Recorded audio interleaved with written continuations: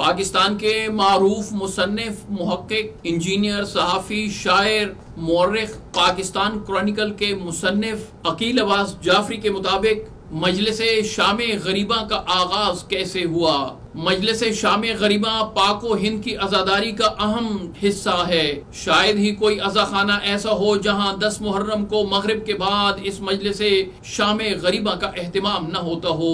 آئیے جانتے ہیں کہ مجلس شام غریباں کا آغاز کس طرح ہوا۔ 1926 میں جنت البقیع کی شہادت کے بعد مدینہ منورہ کے رہنے والے 2 عرب، جن میں سے ایک کا نام سید صالح تھا، 2 محرم کو لکھنؤ میں وارد ہوئے، جن کے قیام و طعام کا اہتمام غفرہ مآب کے امام باڑے کے حجرے میں کیا گیا۔ اس سال یوم عاشور 10 محرم 1345 ہجری 21 جولائی سن 1926 کو پڑا۔ عاشورہ کی شام کو یہ دونوں عرب مہمان امام باڑے میں بیٹھے تھے کہ مولانا سید قلب حسین مجتہد کی رائے پر فیصلہ کیا گیا کہ فاقہ شکنی امام باڑے میں ہی کی جائے۔ فاقہ شکنی کا سامان اور چائے کا سماوار گھر سے منگوا لیا گیا۔ اس فاقہ شکنی میں مولانا سبط محمد ہادی عرف کلن صاحب، سید محمد رضی اجتہادی اور سید شجاع حسین عرف شجن صاحب بھی شریک تھے۔ عرب مہمان سید صالح نے تجویز دی کہ اگر اس وقت کسی مجلس عزا کا اہتمام ہو تو زیادہ بہتر ہوگا۔ شجن صاحب نے کہا کہ اس مجلس میں ذکر اسیران اہل بیت ہو تو کیا ہی اچھا ہو۔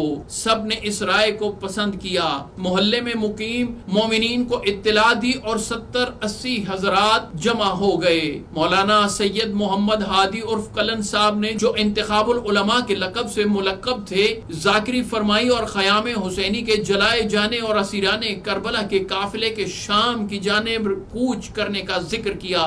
سامعین یہ ذکر سن کر بے تاب ہو گئے۔ مولانا قلب حسین صاحب نے مجلس کے بعد فرمایا کہ یہ مجلس جس کی آج ابتدا ہوئی، ہر سال اسی مقام اور اسی وقت برپا ہوا کرے گی۔ چنانچہ دوسرے سال بھی اسی وقت یہ مجلس عزا برپا ہوئی اور مولانا للن صاحب اور مولانا کبن صاحب زیب منبر ہوئے۔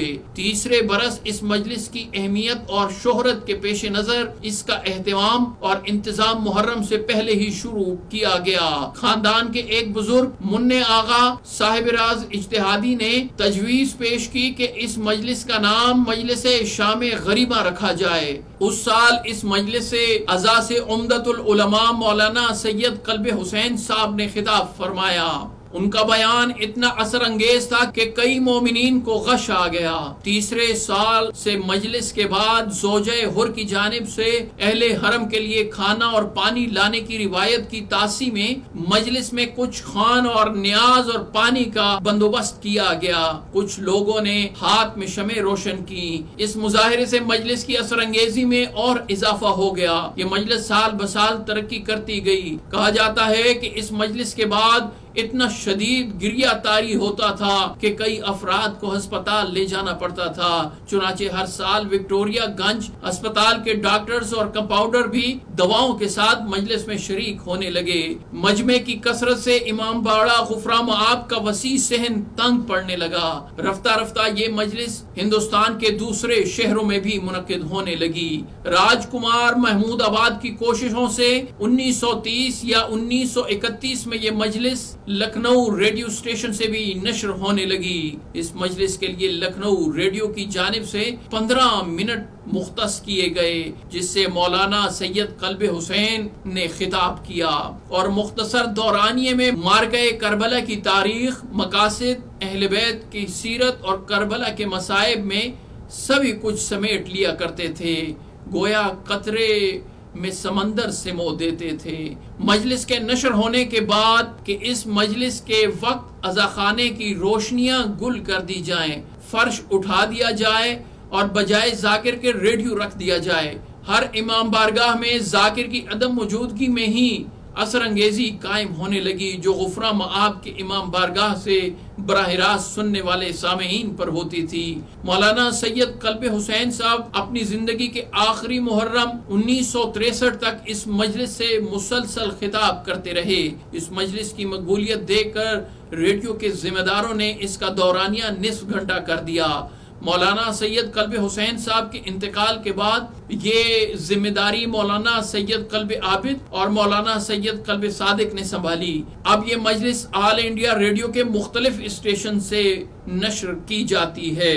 قیام پاکستان کے بعد سن 1954 کے لگ بھگ سید نجف حیدر جعفری نے ریڈیو پاکستان کے ڈائریکٹر جنرل زید بخاری کو ایک خط تحریر کیا اور اس میں درخواست کی کہ مجلس شام غریبہ کا سلسلہ ریڈیو پاکستان سے بھی شروع کیا جائے۔ زید بخاری نے یہ درخواست قبول کر لی، چنانچہ 10 محرم 1374 بمطابق 9 ستمبر 1954 کو ریڈیو پاکستان سے بھی مجلس شام غریبہ کی اس روایت کا آغاز ہوا اور شام 7:45 پر بڑا امام بارگاہ کھارا در کراچی سے علامہ رشید ترابی کی مجلس شام غریبہ براہ راست نشر ہوئی۔ اسی روز مجلس کے اختتام پر رات 8:30 پر سید ناصر جہاں کی پرسوز آواز میں سید آل رضا کی ایک نظم بھی نشر ہوئی جس کا عنوان شام غریبہ تھا۔ بعد میں یہی نظم سلام آخر کے نام سے معروف ہوئی اور ریڈیو پاکستان اور ٹیلی ویژن کی مجالس شام غریبہ کا لازمی جز بن گئی۔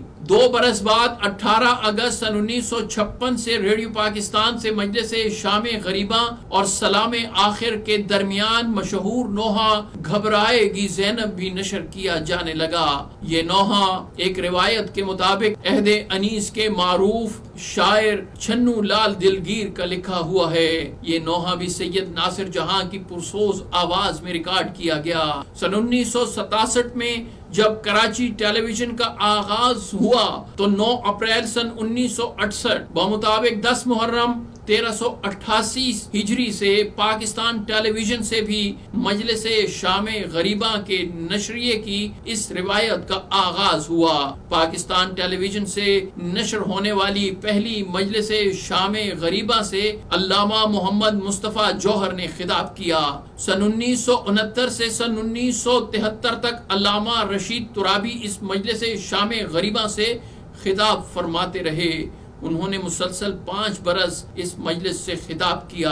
علامہ رشید ترابی کے انتقال کے بعد جن خطیبوں نے پاکستان ٹیلی ویژن سے مجلس شام غریبہ سے خطاب کرنے کا اعزاز حاصل کیا ان میں علامہ عقیل ترابی، علامہ نصیر الاجتہادی، علامہ عرفان حیدر عابدی، علامہ طالب جوہری اور علامہ سید نسیم عباس رضوی کے نام سر فہرست ہیں۔